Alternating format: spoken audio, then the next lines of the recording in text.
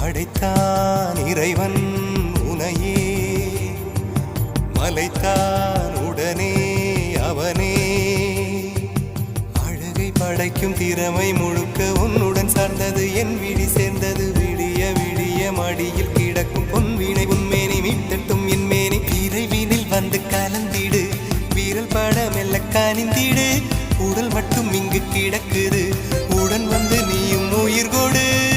பல்லவன் சிற்பிகள் அன்று பண்ணிய சிற்பத்தில் ஒன்று, பெண்ணென வந்தது இன்று சிலையே.